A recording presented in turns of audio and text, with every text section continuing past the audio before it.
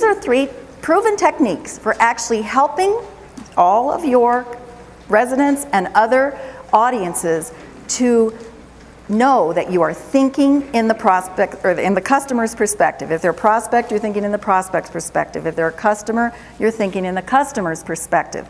And that is these 3 things. It's how you are. So on your sheet somewhere where there's a blank space, first put an A up at the top, below it an R, and below that an E. And this word for how you are, in other words, how you behave, we can use as an acronym for some techniques you can use to help you really show that you are thinking in the customer's perspective. The very first one is acknowledge. Acknowledge, just acknowledge. This is a little thing. This is saying hello. This is smiling. This is being courteous. This is using the names of the residents and families. This is acting happy to be here. You know, smiling says so many good things about you, and it's very hard to come across as grumpy when you're smiling. Everybody smile at me. Come on, I want to see your teeth. Smile. Let me see. All right, great smiles in here. Now, while you're still smiling, I would like you to say, I'm in a bad mood. Let me hear you. Come on, say that. I'm in a bad mood. See, you're so unconvincing because you're smiling, and it makes you even laugh to say it. You can't sound grumpy when you're smiling. So if you're going to just do one little thing to acknowledge, smile. Smile. It shows that your attitude is in the right place.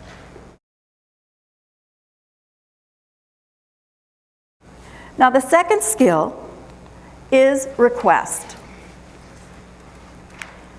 One of the great things about the good customer service you provide here is that you become very familiar with the residents. You know what they like, you know their preferences, you know their needs. And that's good customer service. But to take it to the next level, to exceptional customer service, think more about asking rather than just assuming and telling. Let me give you an example. Let's say that you know a certain resident likes to have cranberry juice with every evening meal she eats. So rather than just giving her cranberry juice as you're serving her that evening, why don't you just think about saying, would you like your usual cranberry juice, or would you like something else tonight?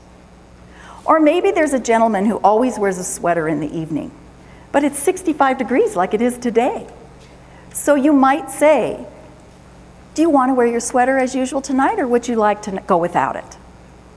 Or let's say you have some visitors coming in, and they're either they're bereaved, or maybe they're selecting a place for someone in their family, and they've just come to visit.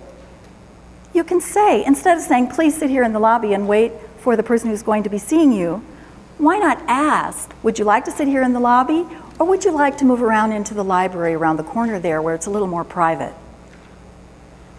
You see, when you ask and request, you are honoring choice. You are showing that you recognize the need for independence, and you are thinking in the prospect's perspective, in the customer's perspective, depending upon which one they are.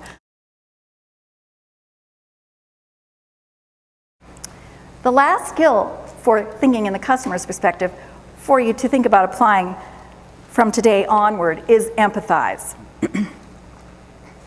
And that's the E in how you are. Empathize just means you know where they're coming from. You have put yourself in the customer's shoes. Now, I know for some of your customers, it's a little uncomfortable to put yourself in their shoes, right? It is. If you make an effort, let me give you a tip for a way to show that you can make an effort and you can communicate that you are empathizing. These are 2 phrases for the way you can start a sentence to show that you are empathizing and thinking in the customer's perspective.